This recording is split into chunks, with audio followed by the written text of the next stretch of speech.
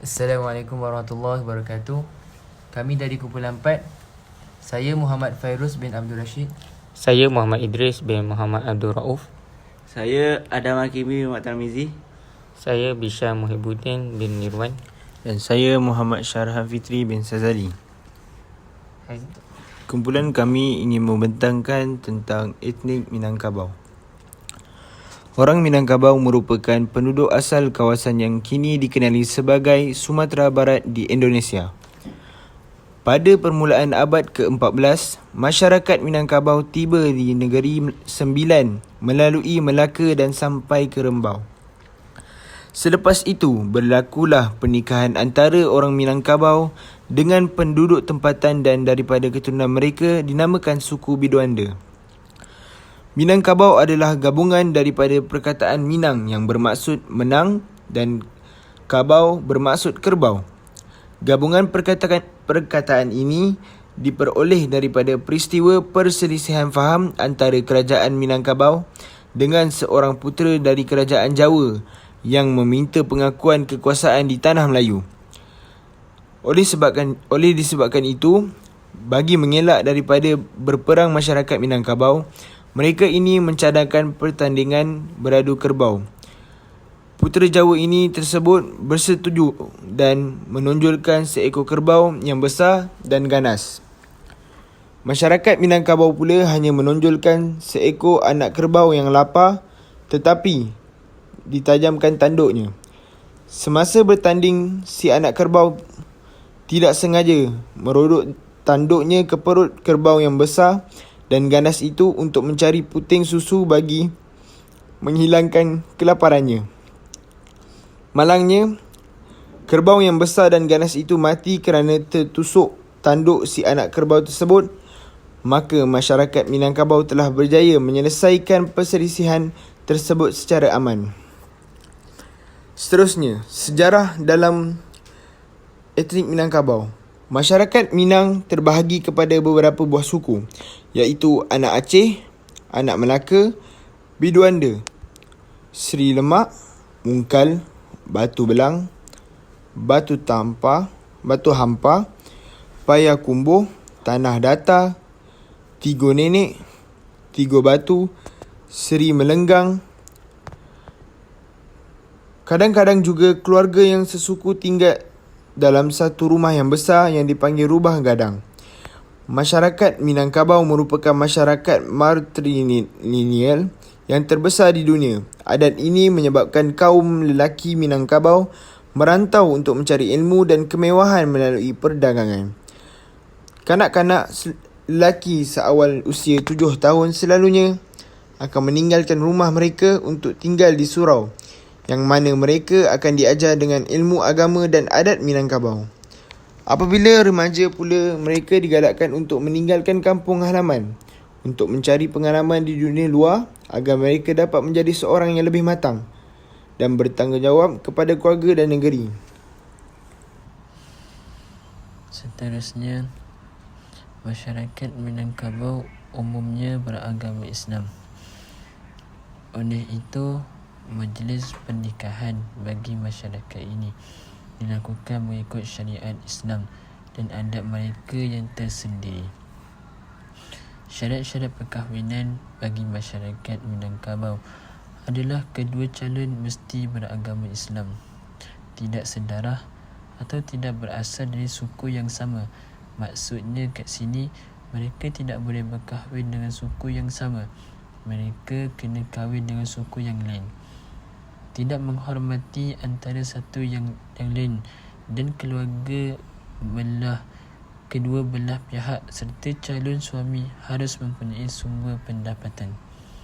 Perkahwinan yang tidak memenuhi syarat di atas dianggap berkahwin sumbang.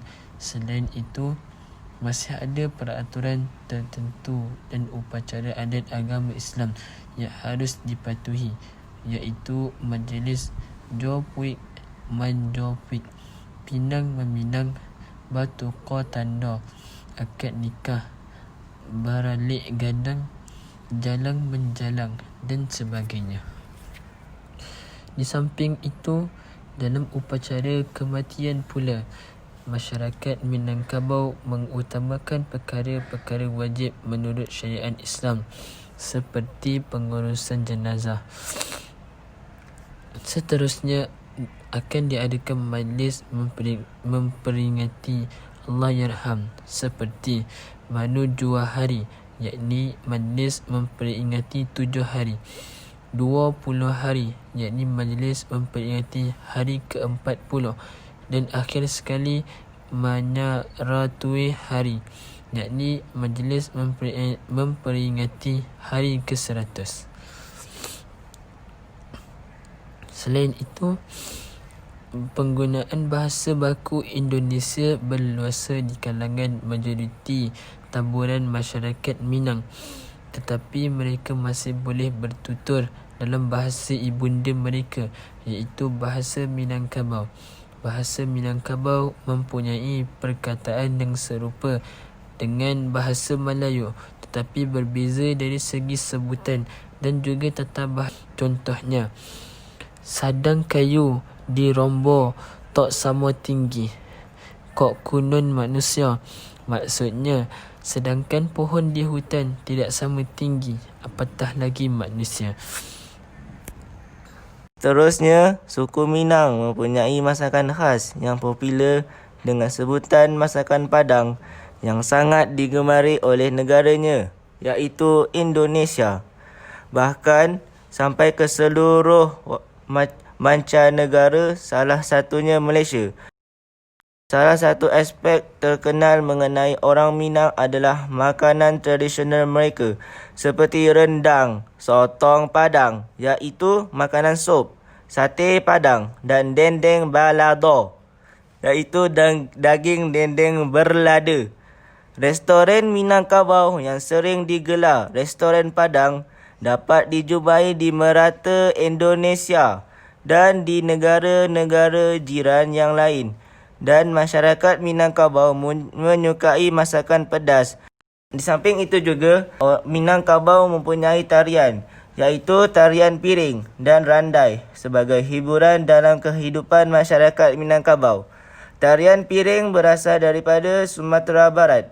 Tarian ini menggambarkan rasa kegembiraan dan syukur masyarakat Minang ketika kedatangan musim panas.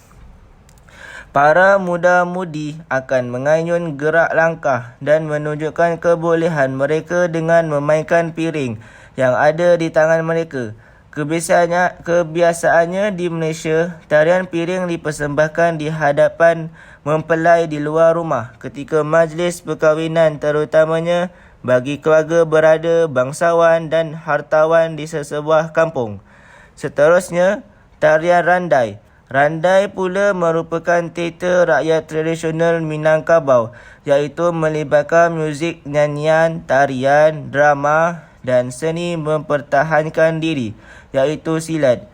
Kebiasaannya randai dipersembahkan ketika menyambut perayaan tradisional dan terselit pelbagai cerita di dalamnya dalam satu masa.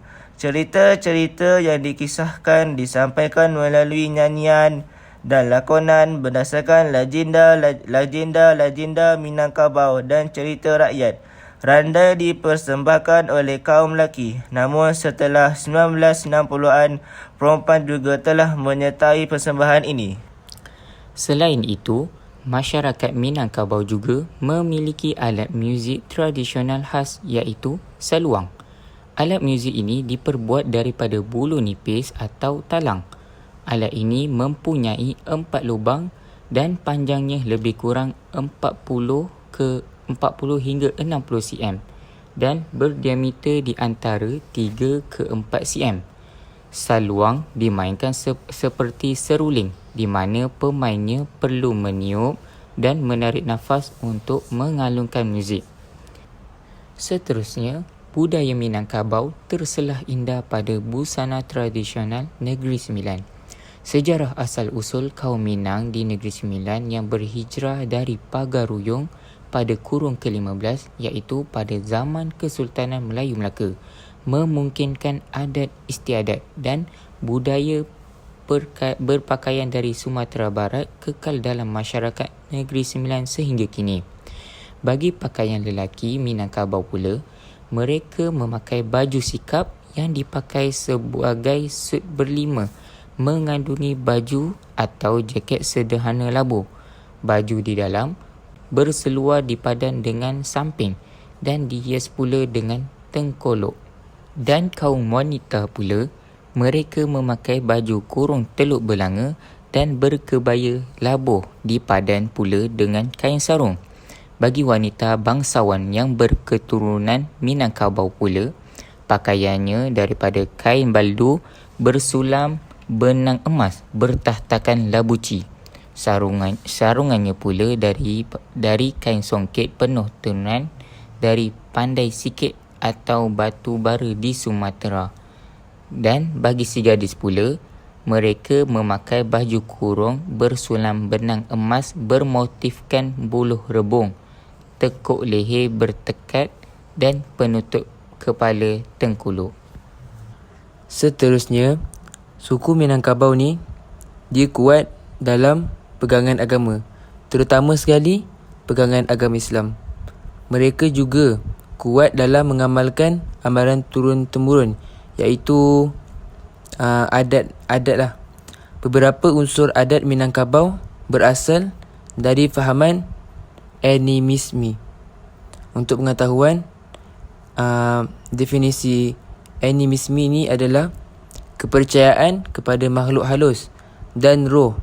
Dipercayai merupakan asas kepercayaan agama yang mula-mula muncul dalam kalangan manusia primitif purbakala.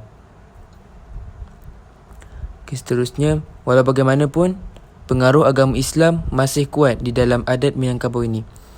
Seperti yang tercatat di dalam pepatah mereka, adat basan nadi syara, syara basan nadi kitabullah, yang bermaksud adat Minangkabau bersendi hukum Islam dan hukum Islam bersendi Al-Quran. Suku Minangkabau juga terkenal sebagai suku yang terpelajar. Oleh sebab itu, mereka menyebar di seluruh Indonesia, bahkan mancanegara dalam berbagai macam profesi dan keahlian, antara lain sebagai ahli politik, pengarang, ulama, pengajar, wartawan dan pendagang. Orang Minangkabau juga sangat menonjol di dalam bidang perniagaan sebagai profesional dan intelektual, iaitu yang terpelajar. Mereka merupakan pewaris terhormat dan dari tradisi tua kerajaan Melayu dan Sriwijaya yang gemar berdagang dan dinamik. Sebagai contohnya, orang-orang yang terpelajar iaitu Lieutenant Adnan Saidi, Muhammad Hatta, Yusof Ishak dan Dr. Sheikh Muzaffar Syukur. Dan tidak lupa juga Almarhum Tunku Abdul Rahman Ibni Almarhum Tuanku Muhammad yang di-Pertuan Agong yang pertama. Malah mereka ini juga merupakan keturunan Minangkabau. Kami akhiri tajuk perbincangan kami dengan serangkap pantun. Rumah gadang main bau pulang, tanah rantau menahan hati. Jika salah talampau gadang, maaf dipinta satulus hati. Assalamualaikum warahmatullahi taala wabarakatuh.